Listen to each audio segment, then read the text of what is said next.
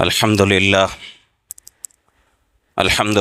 نحمده ونستعينه ونستغفره ونؤمن به ونتوكل عليه ونعوذ بالله من شرور أنفسنا ومن سيئات أعمالنا من يهده الله فلا مضل له ومن يضلله فلا هادي له ونشهد أن لا إله إلا الله وحده لا شريك له ونشهد أن سيدنا وسندنا وحبيبنا ونبينا ومولانا محمدا عبده ورسوله وصلى الله تعالى على خير خلقه محمد وعلى آله وأصحابه أجمعين أما بعد أعوذ بالله من الشيطان الرجيم بسم الله الرحمن الرحيم حاميم والكتاب المبين إنا أنزلناه في ليلة مباركة إنا كنا منذرين فيها يفرق كل أمر حكيم صدق الله العظيم صدق رسوله النبي الكريم ونحن على ذلك لمن الشاهدين والشاكرين والحمد لله رب العالمين۔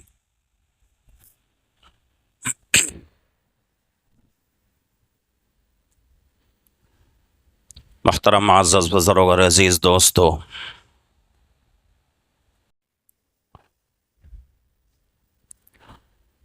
شعبان کا مبارک مہینہ شروع ہو چکا ہے اور یہ مہینہ اسلامی مہینوں کے اعتبار سے 8واں مہینہ ہے اور شعبان کی آج 8 تاریخ ہے۔ بڑا ہی مبارک اور فضیلت والا مہینہ ہے اور یہ مہینہ رمضان المبارک سے بالکل قریب اور لگا ہوا مہینہ ہے۔ اس مہینے کو اللہ رب العزت نے بڑی فضیلتیں عطا فرمائی ہیں۔ حدیث میں اللہ کے نبی پاک صلی اللہ علیہ وسلم نے اس مہینے کی بڑی فضیلتیں ارشاد فرمائی ہیں اور جتنی بھی اس مہینے کی فضیلتیں ہیں تمام فضیلتیں ایک طرف، اور یہ مہینہ جو ہے رمضان سے چونکہ لگا ہوا ہے، یہی ایک فضیلت اس مہینے کے لیے بہت بڑی ہے۔ اور اللہ کے نبی پاک صلی اللہ علیہ وسلم اسی مبارک مہینے سے رمضان المبارک کی تیاری شروع فرماتے تھے اور حضرات صحابہ کو حکم بھی دیتے تھے کہ صحابہ شعبان کا مبارک مہینہ آ چکا ہے، اب رمضان کی تیاری میں لگ جاؤ۔ اور حضرات صحابہ بھی اللہ کے نبی پاک صلی اللہ علیہ وسلم کے حکم کی تعمیل کرتے ہوئے رمضان کی تیاری شعبان سے ہی شروع فرماتے تھے۔ تو یہ شعبان کا مہینہ بڑی فضیلت والا مہینہ ہے۔ حدیث پاک میں آتی ہے، حضرت انس رضی اللہ عنہ حدیث کے راوی ہیں، فرماتے ہیں جب رجب کا مہینہ شروع ہوتا تھا تو اللہ کے نبی پاک صلی اللہ علیہ وسلم اللہ سے بہت ہی کثرت سے دعا فرماتے تھے، اللہم بارک لنا فی رجب و شعبان وبلغنا رمضان، کہ اے اللہ ہمیں رجب اور شعبان میں ہمارے لیے برکتیں عطا فرما اور ہمیں رمضان تک پہنچا دے۔ تو اللہ کے نبی پاک صلی اللہ علیہ وسلم کی ایک عام سنت تھی اور حضرات صحابہ بھی اس پر بہت ہی اہتمام سے عمل فرماتے تھے۔ اب چونکہ مہینہ شروع ہو چکا ہے، 8 تاریخ ہو چکی ہے، تو اس مہینے کی فضیلت کو سمجھنے کی ضرورت ہے، اور خصوصاً یہ مہینہ مغفرت کا مہینہ ہے۔ اس مہینے میں ایک رات ہے جس کو ہم شب برات کہتے ہیں۔ اس رات کی بھی بڑی فضیلتیں حدیث پاک میں آئی ہیں۔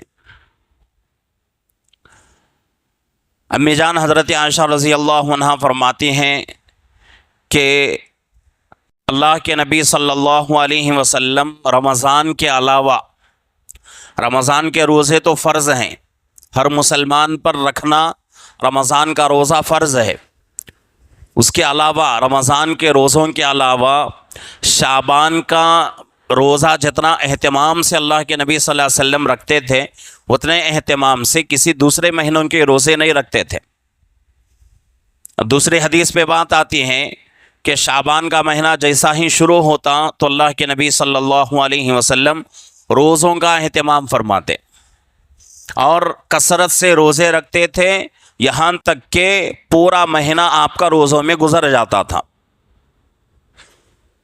لیکن ہمارے لیے عمل دوسرا ہے اس چیز کے تعلق سے کہ اللہ کے نبی پاک صلی اللہ علیہ وسلم شعبان کا پورا مہینہ روزہ رکھتے تھے، لیکن اللہ کے نبی صلی اللہ علیہ وسلم بعد کے لوگوں کے لیے منع کر رہے ہیں کہ بھئی 15 شعبان کے بعد اب روزہ نہ رکھو، 15 شعبان کے بعد روزہ نہ رکھو، اس لیے کہ اس کے بعد رمضان بالکل قریب ہو جاتا ہے، چونکہ رمضان کے روزے فرض ہیں۔ اگر تم لوگ شعبان کے آخری دنوں میں روزوں کا اہتمام کرو گے تو ہو سکتا ہے کہ تم رمضان میں کمزور پڑ جاؤ، تمہاری طاقتیں کمزور ہو جائیں، تمہارا بدن کمزور ہو جائیں، اس لیے شعبان کی 15 تاریخ کے بعد روزہ رکھنے کا اہتمام نہ کرو۔ اور مسئلہ بھی یہی ہے کہ شعبان کے کوئی بندہ شعبان میں روزہ رکھنا چاہے تو اس کے لیے 15 تاریخ تک روزہ رکھنے کی گنجائش ہے، لیکن شعبان کے 15 تاریخ کے بعد مسلمان کے لیے روزہ رکھنا مکروہ ہے۔ کیوں مکروہ ہے؟ اس وجہ سے مکروہ ہے کہ بھئی بعد میں جو رمضان کا مبارک مہینہ آ رہا ہے اس کے روزے فرض ہیں، شعبان کے روزے فرض نہیں ہیں، نفل ہیں، اگر رکھیں گے تو ثواب ملے گا، نہیں رکھیں گے تو کوئی گناہ نہیں۔ لیکن رمضان کا روزہ فرض ہے اور ہر حال میں رکھنا ہی پڑتا ہے، رکھیں گے ثواب ملے گا، نہیں رکھیں گے تو گنہگار ہوں گے۔ اس وجہ سے اللہ کے نبی صلی اللہ علیہ وسلم اپنی امت کو ہر چیز میں آگاہ فرماتے ہیں کہ بھئی یہ کام تمہارے لیے ضروری ہے، یہ کام تمہارے لیے ضروری نہیں ہے۔ اور اسی طریقے سے راتوں میں جاگنا، شعبان کے مہینے میں راتوں میں اللہ کے نبی صلی اللہ علیہ وسلم اکثر جاگ کر عبادت فرماتے تھے۔ ویسے تو اللہ کے نبی کی عام عادت شریفہ تھی۔ امی جان فرماتی ہیں کہ راتوں میں اللہ کے نبی اتنی کثرت سے عبادت کرتے تھے، اتنا لمبا قیام فرماتے تھے، اتنا لمبا رکوع فرماتے تھے، جس کی وجہ سے آپ صلی اللہ علیہ وسلم کے پاؤں مبارک میں ورم آ جاتا تھا، یعنی پاؤں پھول جاتے تھے، پھوک جاتے تھے، اس میں درد شروع ہو جاتا تھا۔ امی جان بھی پوچھتی اور دوسرے صحابہ بھی پوچھتے کہ اللہ کے نبی، اللہ نے آپ کے گناہوں کو بخش دیا ہے، آپ کو اللہ نے مغفرت کا آپ کے تعلق سے وعدہ فرما دیا ہے، تو پھر آپ اتنی مشقت کیوں اٹھاتے ہیں؟ تو اللہ کے نبی صلی اللہ علیہ وسلم فرماتے کہ عائشہ، کیا میں شکر گزار بندہ نہ بنوں اللہ کا؟ میں چاہتا ہوں کہ اللہ کا شکر گزار بندہ بنوں، اس لیے میں کثرت سے راتوں میں جاگتا ہوں۔ یہ تو راتوں میں جاگنے کی عام عادت تھی اللہ کے نبی کی، لیکن امی جان فرماتی ہیں جیسے شعبان کا مبارک مہینہ شروع ہو جاتا تو رمضان کے استقبال میں، رمضان کی تیاری میں دن کو روزہ رکھتے، رات میں خوب جاگتے۔ کیوں جاگتے تھے؟ تاکہ آگے جو رمضان کا مہینہ آ رہا ہے اس کے لیے تیاری ہو جائے۔ عام دنوں میں عشاء کی نماز پڑھتے ہیں، اس کے بعد 2 رکعت سنت، 3 رکعت وتر ہے، اس کے بعد کسی کو توفیق ہو جائے 2 رکعت نفل ہے، پڑھ کے ہم لوگ سو جاتے ہیں۔ اور عام طور سے زیادہ 8 اور 8:30 بجے تک ہم لوگ نمازوں سے فارغ ہو جاتے ہیں، لیکن رمضان کے مبارک مہینے میں یہ وقت جو ہے بڑھ جاتا ہے، 8 سے وقت بڑھ کر 10 تک پہنچ جاتا ہے، 2 گھنٹے 2.5 گھنٹے تراویح میں لگ جاتے ہیں، اور اسی طریقے سے افطاری میں ٹائم لگتا ہے۔ تو اس لیے یہاں جو ہے رمضان کے مبارک مہینے میں 2-3 گھنٹے زیادہ جاگنا پڑتا ہے۔ جب رمضان میں تراویح ہوتی ہے، تراویح کے بعد تراویح ہونے تک، تراویح سے، وطر سے، دعا سے فارغ ہونے تک 9:30 10 بج جاتے ہیں۔ اس کے بعد پھر ضرورتوں سے فارغ ہونا ہے، اس کے بعد پھر سونا ہے، تو کم سے کم رمضان میں آدمی سونے تک 10:30 سے 11 وقت بچ جائے گا۔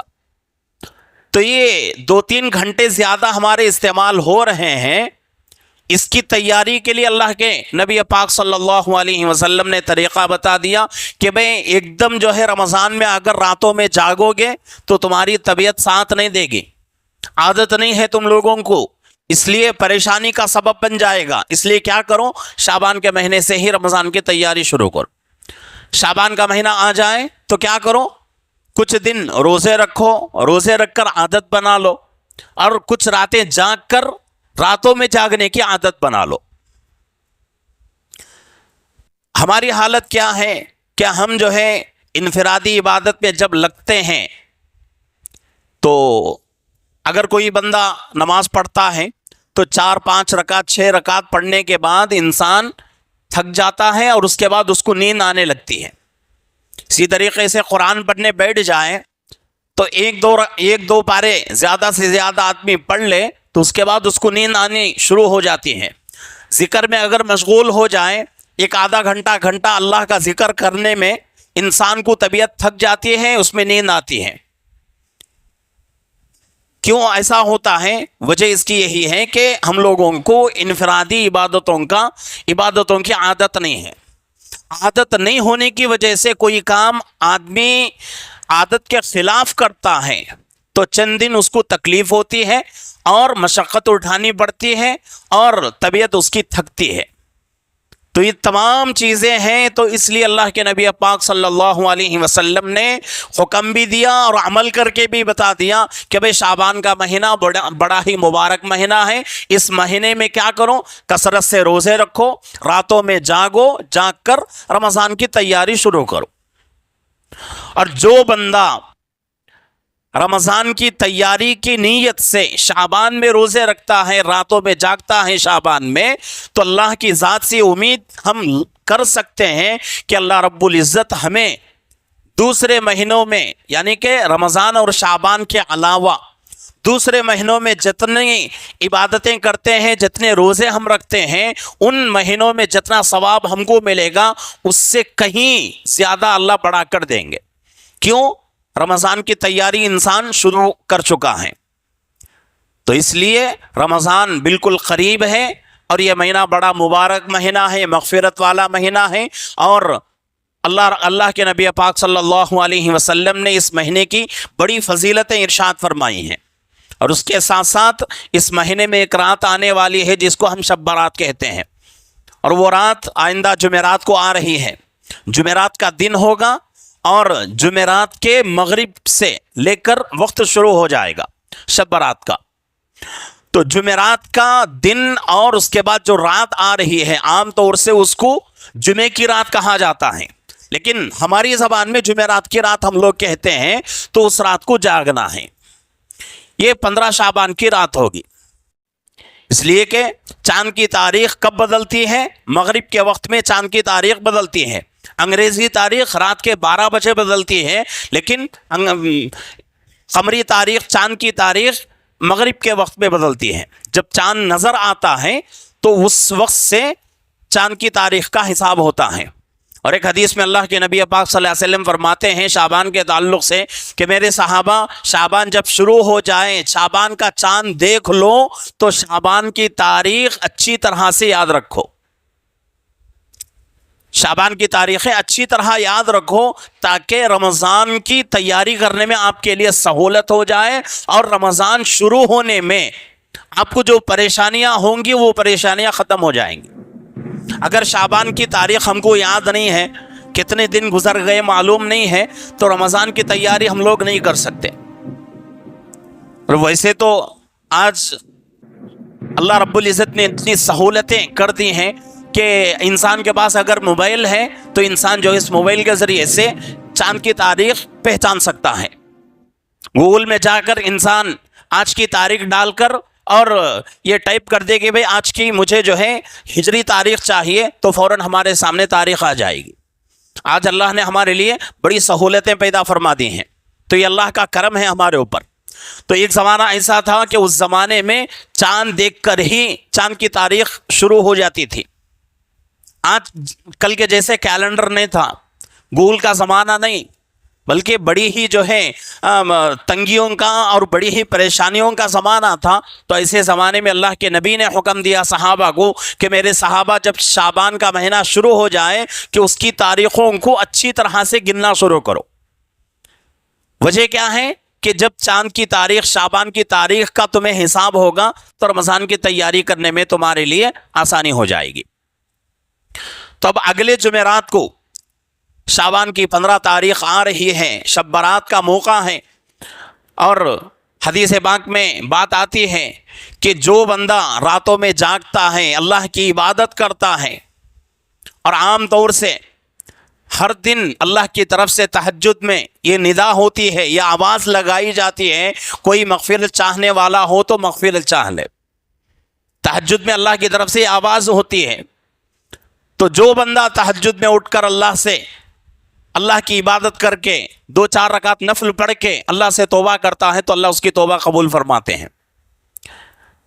تو اسی طریقے سے شعبان کی 15 تاریخ اور وہ رات بڑی فضیلت والی رات ہے، اور اس رات پہ اللہ رب العزت دوسرے مہینوں کے اعتبار سے زیادہ مسلمانوں کی مغفرت فرماتے ہیں. اور یہاں تک حدیث پاک ہمیں بتاتی ہے کہ بھئی وہ رات پوری دنیا کے لیے مقدر کی رات ہے.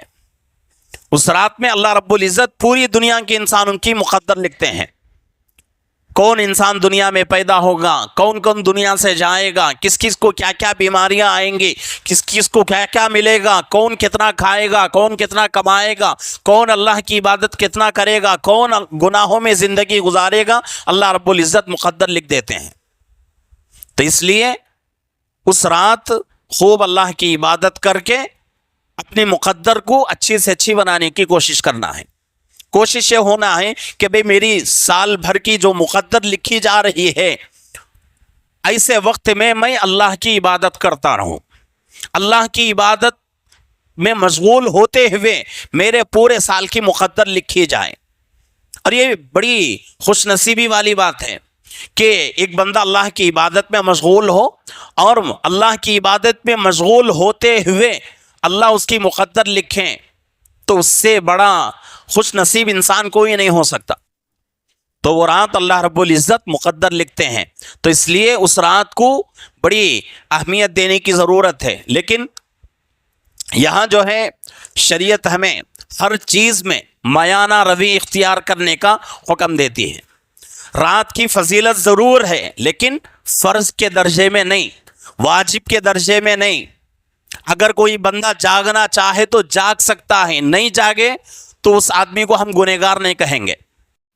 کوئی آدمی نہیں جاگ سکتا تو وہ آدمی گنہگار نہیں ہے، اللہ کا نافرمان نہیں ہے، ایسا نہیں ہو سکتا. اللہ کے نبی کی طرف سے یہ نفلی چیزیں قرار دی گئی ہیں کہ کوئی بندہ اللہ کا محبوب بننا چاہے، اللہ کو راضی کر لینا چاہے تو یہ موقع ہیں. ان موقعوں سے کیا کرے انسان؟ فائدہ اٹھائے. اور اسی طریقے سے اللہ کے نبی پاک صلی اللہ علیہ وسلم نے ارشاد فرمایا رات جاگنا ہے اور 15 تاریخ کا روزہ رکھنا ہے. یعنی کہ اس وقت شب برات جو آ رہی ہیں وہ جمعرات کی رات ہے ہمارے زبان میں، اور ہم سحری کب کرنا ہے؟ ہم کو اسی رات میں جاگ کر تہجد میں ہم کو سحری کرنا ہے جمعے کے دن کا روزہ. اور اس روزے کے بارے میں بھی فقہا یہی فرماتے ہیں کہ بھئی اگر یہ روزہ رکھیں گے تو ثواب ملے گا، نہیں رکھیں گے تو گناہ نہیں. اس کو ضروری مت سمجھیں، فرض نہ سمجھیں، واجب نہ سمجھیں. نفل ہے تو نفل کے درجے میں رکھ کر اس کو پورا کرنے کی کوشش کریں. اسی طریقے سے شب برات میں عام جو ہے ہماری عادت ہے، کیا کرتے ہیں ہم لوگ؟ قبرستان میں جاتے ہیں. کیوں جاتے ہیں؟ اللہ کے نبی سے ثابت ہے. اس حدیث کے تعلق سے اس سے پہلے بھی میں نے یہ حکم جو ہے بتا دیا تھا کہ حضرات محدثین فرماتے ہیں کہ اللہ کے نبی پاک صلی اللہ علیہ وسلم نے زندگی میں ایک مرتبہ اللہ کے نبی نے مدینہ منورہ میں شب برات میں قبرستان تشریف لے گئے تھے. ہمارے لیے بھی اتنا ہی جو ہے اتنی ہی گنجائش ہے، اتنی ہی اجازت ہے کہ ہم کیا کریں، زندگی میں 1 یا 2 مرتبہ قبرستان جائیں۔ ہر سال قبرستان جانے کو ضروری سمجھنا یہ غلو ہے، اور شریعت ہمیں ہر غلو کرنے والی چیز سے بچنے کی حکم دیتی ہے۔ کوئی بھی چیز ہو، فرض میں، واجب میں، نفل میں، انسان کو غلو کرنے کی اجازت نہیں ہے، افراط و تفریط سے بچنے کا حکم دیا گیا ہے۔ تو اس لیے اللہ کے نبی نے زندگی میں 1 مرتبہ قبرستان تشریف لے گئے تھے، تو ہمارے لیے بھی اتنی ہی اجازت ہے، 1 یا 2 مرتبہ ہم کیا کریں، قبرستان جائیں، جا کر وہاں جو ہے اللہ سے ان لوگوں کی مغفرت چاہیں۔ اور ویسے تو قبرستان جا کر ہی دعائے مغفرت کریں گے تو دعا قبول ہوگی، اگر نہیں جائیں گے تو دعا قبول نہیں ہوگی، ایسی بھی بات نہیں ہے۔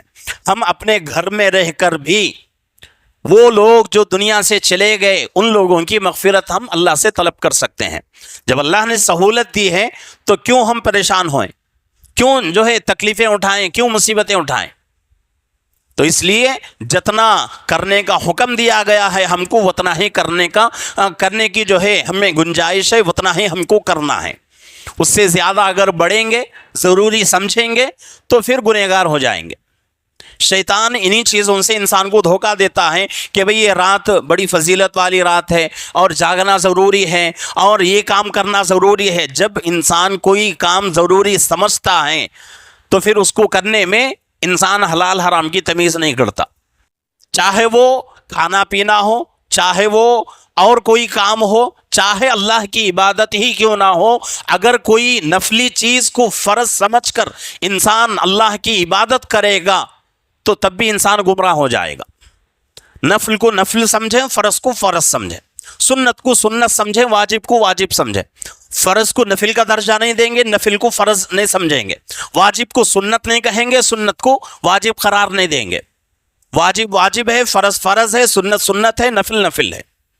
ہر چیز کا ایک مقام ہوتا ہے، ایک جو ہے اس کی ایک جگہ ہوتی ہے، اس کو اسی جگہ میں رکھنا ضروری ہے۔ اسی کو میانہ روی کہا جاتا ہے، اعتدال والی زندگی، درمیانہ والی زندگی گزارنا۔ تو شعبان کا مبارک مہینہ شروع ہو چکا ہے، 15 تاریخ کی رات ہمارے سامنے آ رہی ہے۔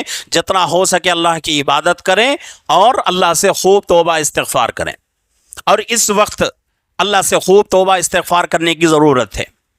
اور ہمارے جو ہے اکابر اس وقت اتنی سہولت ہم کو دے رہے ہیں، اتنے جو ہے اشارے کر رہے ہیں کہ بھئی ہمارے پاس روزانہ عبادت کرنے کا وقت نہیں ہے۔ ہمارے اکابر فرماتے ہیں کہ بھئی ہفتے میں کوئی ایک دن مقرر کرو، کوئی ایک دن فکس کرو، فکس کر کے اس پورے دن میں کوئی 1 گھنٹہ نکالو، 1 گھنٹہ نکال کے دنیا سے فارغ ہو کر اس 1 گھنٹے کو اللہ کی عبادت میں گزارو، نفل وغیرہ پڑھ کے اللہ سے خوب توبہ استغفار کرو۔ اتنا تو کم سے کم کرو، ہمارے اکابر یہ فرما رہے ہیں۔ تو اس لیے موقع ہمارے سامنے ہے شب برات کا، جتنا جاگنا ہے جاگیں، اللہ کی عبادت کریں اور خوب توبہ استغفار کریں۔ اور اسی کے ساتھ ساتھ ایک حدیث ہے، یہ حدیث جو ہے سنا کر میں اپنی بات مکمل کرتا ہوں۔ اللہ کے نبی فرماتے ہیں کہ اللہ کے نبی پاک صلی اللہ علیہ وسلم، اللہ رب العزت پوری امت کی اس رات مغفرت کریں گے، لیکن 8 لوگوں کی مغفرت اللہ کی طرف سے نہیں ہوگی۔ 8 لوگوں کو اللہ معاف نہیں کریں گے۔ سب سے پہلا انسان مشرک، شرک کرنے والا، دوسرا قاتل یعنی کسی کو قتل کر دیا ناحق، تیسرا زانی، چوتھا شرابی، پانچواں والدین کا نافرمان، چھٹا دل میں بغض رکھنے والا، ساتواں رشتے کو توڑنے والا۔ ان لوگوں کے بارے میں اللہ کے نبی نے فرمایا کہ بھئی ان لوگوں کی مغفرت نہیں ہوگی، چاہے شب برات ہی کیوں نہ ہو۔ تو اس لیے ان تمام گناہوں سے اپنی زندگی کو پاک کر کے اللہ سے توبہ استغفار کریں، انشاءاللہ اللہ ہمارے گناہوں کو معاف کریں گے۔ ان گناہوں میں مبتلا ہوتے ہوئے ہم لوگ اللہ سے معافی مانگیں گے تو اللہ معاف نہیں کریں گے۔